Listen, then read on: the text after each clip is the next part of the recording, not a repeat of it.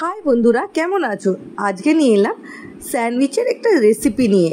আর ওটা কেমন হয়েছে বা কি হয়েছে পুরোটাই আজকে তোমাদের সঙ্গে তুলে ধরবো। কদিন ধরেই দুষ্টু বাইরের স্যান্ডউইচ খাওয়ার জন্য খুব জ্বালাতন করছিল আমাকে, কিন্তু বাইরের স্যান্ডউইচ কতদিনের না পুরনো, কিনা কি দিয়ে বানানো, ওই জন্য আমি কিছুতেই ওকে কিনে দিচ্ছিলাম না। তো ওর বায়না ওকে আমার বানিয়ে দিতেই হবে। তো ওর বায়নাতে আজকে ঘরে থাকা জিনিস দিয়েই বানিয়ে ফেললাম, আর সেটাই তোমাদের সঙ্গে আজকে তুলে ধরবো। আরও কিছু জিনিস থাকলে আরও ভালো হতো। চলো দেখে নেওয়া যাক কী কী দিয়ে বানিয়ে নিয়েছি। তারপরে নিয়ে নিলাম আমি, দেখো, সব প্লেটের মধ্যে পেঁয়াজ, রসুন, কাঁচা লঙ্কা, টমেটো কুচি করে একটা প্লেটে নিয়ে নিলাম। আর এইদিকে প্রেশার কুকারে কতগুলি আলু সিদ্ধ করে নিলাম। আলু সিদ্ধ করে নেওয়ার পর সেটাকে আমি ঠান্ডা জলের মধ্যে নামিয়ে সেটা ছোকলা ছাড়িয়ে, খুব গরম ছিল বলে প্রথমে গ্লাসের পিছনটা দিয়ে আমি ভালো করে স্ম্যাচ করে নিলাম। তার মধ্যে দিয়ে দিলাম কিছুটা লবণ। আমি আলু সিদ্ধ করার সময়ও নুন দিয়েছিলাম, যার জন্য এখানে লবণের পরিমাণটা একটু কম দিলাম। এখানে দেওয়া যেতে পারে, আবার পরেও দেওয়া যেতে পারে। তারপরে দেখো, আমি গ্যাসের উপর কড়াই বসিয়ে তার মধ্যে অল্প রিফাইন তেল দিয়ে ভালো মতন গরম হওয়া অবধি আমি তেলটাকে দেখে নিলাম। তারপর আমি যেগুলি কেটে নিয়েছিলাম প্লেটের মধ্যে, সেগুলি দেখো এক এক করে সব দিয়ে দিলাম। পেঁয়াজ, রসুন, কাঁচা লঙ্কা, টমেটো, আমি সব কিছুর পরিমাণ একটু বেশি নিয়েছিলাম, কেননা আমি যেটা করছি সেটা আমরা বাড়িতে বসে যেহেতু ডাল ভাত খেলেও আলু মাখা হিসেবে, আলু চোখা হিসেবে খাওয়া যেতেই পারে, তার জন্য আমি একটু বেশি করে করেছিলাম। তোমরা যখন করবে তোমাদের মাপ মতন করে নেবে। তো এগুলি দিয়ে প্রথম পেঁয়াজ, রসুন, কাঁচা লঙ্কাটা দিয়ে একটু হালকা নরম হওয়া অবধি একটু নেড়ে নিলাম। জাস্ট একটু নরম হওয়ার সাথে সাথেই আমি টমেটোটা দিয়ে দিলাম। টমেটোটা দিয়েও একটু হালকা নাড়াচাড়া করে নিলাম যাতে একটু নরম হয়ে যায়। তারপর মেখে থাকা যে আলুটা, আমি সেটা ওর মধ্যে পুরোটা ঢেলে দিলাম। আমি নুনটা এই সময়ও দিতে পারতাম, কিন্তু আলুটার পুরোটা যেহেতু এতটা আঠা আঠা হয়ে রয়েছে, আলুটার মধ্যে ঠিকমতো নুনটা যাবে কি না তার জন্য আমি আগের থেকেই নুনটা দিয়ে নিয়েছিলাম। তোমরা যদি মনে করো যে নুনটা সেই সময় মাখার সময় না দাও, পরে দেবে, তাও দিতে পারো, কোনো অসুবিধা নেই। তো আমি সেই জন্য নুনটা আগে দিয়ে দিয়েছিলাম। তারপরে এইটা একটু দেওয়ার পর এই সানরাইসের চাট মশলাটা আমি দিয়ে দিয়েছিলাম। এইটা তোমাদের অপশনাল, তোমরা যদি দিতে চাও তো দেবে, নাহলে ম্যাগি মশলাও দিতে পারো, আর নাহলে কোনো মশলা না দিলেও চলে। আমার চাট মশলাটা বেশ ভালো লাগে, তো আমি একটু চাট মশলা দিয়ে দিয়েছিলাম। আর এখানে সবজি, যেহেতু এখন গরমকাল তাই জন্য অত সবজি দিতে পারিনি। তোমরা চাইলে ফুলকপি, আমি যদি থাকতাম, যদি আমার কাছে থাকতো ফুলকপি টুলকপি, সেগুলিও দেওয়া যেতে পারে। ফুলকপি দিতে গেলে একটু ছোট ছোট করে পিস করে সেটাকে ভাপিয়ে নিয়ে এর মধ্যে দিয়ে দিতাম, তাহলে টেস্টটা আমার খুব ভালো লাগে। আর ক্যাপসিকাম থাকলে তো কোনো কথাই ছিল না। ক্যাপসিকাম তো আমার খুব প্রিয়, কিন্তু দুষ্টু খুব একটা ভালো খায় না। যাই হোক, আমি এই সিজনের যদি সব থাকতো, শীতকালে গাজর, বিন, ক্যাপসিকাম এরমভাবেই ওদিকে বাচ্চাদেরকে না বলে খাইয়ে দিই, কেননা সহজে বাচ্চারা এইসব খেতে চায় না।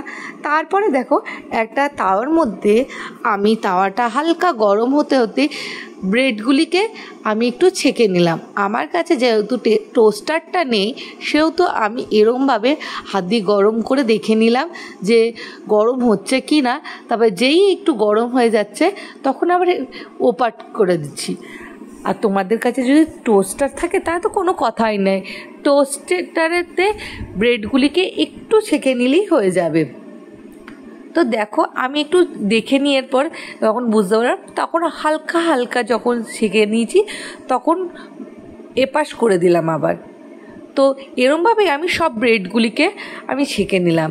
তো দু একটা একটু গরম হওয়াতে পুরোপুরিও যাচ্ছিল, তাতে কোনো ভয় নেই। তারপরে দেখো, এইটা হচ্ছে পিৎজা সস। আমি বাড়িতে বানিয়েই নিই, আগে বাড়িতে পিৎজা বানিয়েছি। এটা বাড়িতে বানানো যায়, কিন্তু এখন টাইম নেই, যেহেতু দুষ্টুকে স্কুলেও নিয়ে যেতে, যেই শুনেছে আমি ওকে স্যান্ডউইচ করে দেবো, ও খুশিতে খুব পাগল হয়ে গেছে, কদিন ধরে আমার মাথা খারাপ করে দিচ্ছে।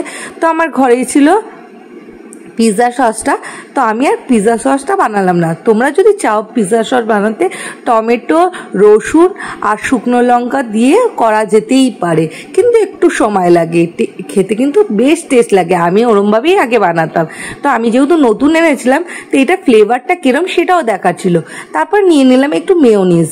এখানে অনেক কিছুই দেওয়া যেতে পারে, কিন্তু আমার কাছে ঘরে যা যা ছিল তাই দিয়েই আমি বানিয়ে নিলাম। এটাতে বাটার দিয়েও লাগিয়ে নেওয়া যেতে পারে, তো আমি আর বাটার দিইনি, তার বদলে এখানে পিৎজা সস আর মেয়োনিজটা ভালো করে মাখিয়ে নিয়েছি দেখো। আর আমার কাছে চিজ ছিল, কিন্তু আমি চিজটা দিইনি। চিজটা আমি ভেবেছি পরে পিৎজা টিৎজা বানালে সেখানে লাগবে, তার জন্য আমি এটাতে কোনো চিজ দিইনি। চিজ ছাড়াও খুব ভালো লেগেছে। তোমরা যদি চাও তার মধ্যে চিজও দিতে পারো। আমার কাছে শসাও ছিল না, তোমরা চাইলে সেটাও দিতে পারো। সেটা কোন সময় দেবে?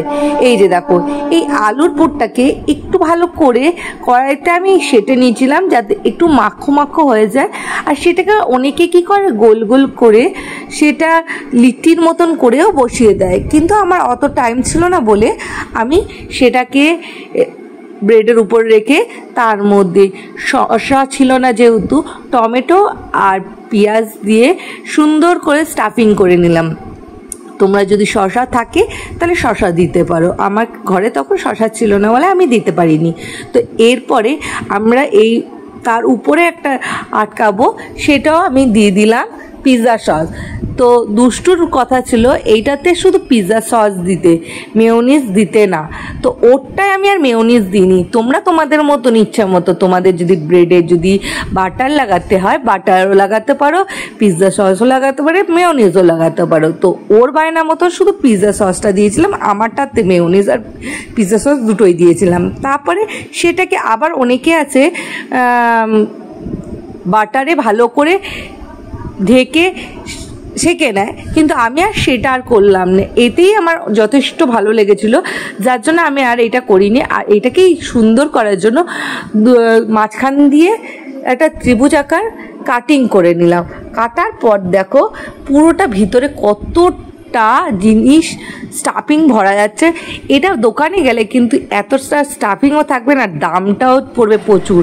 আর আমার দুষ্টুর খেয়ে কিরম লাগলো, মেয়োনিজ এখানেও ছাড়ছে না।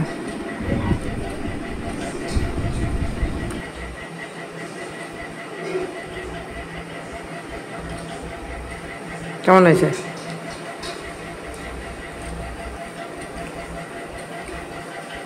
মাঝখানটা খা।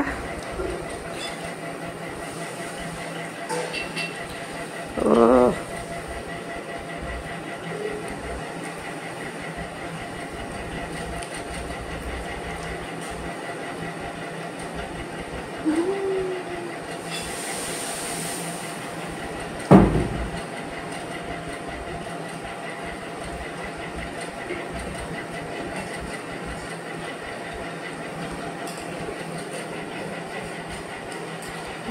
চিজও দেওয়া যায়।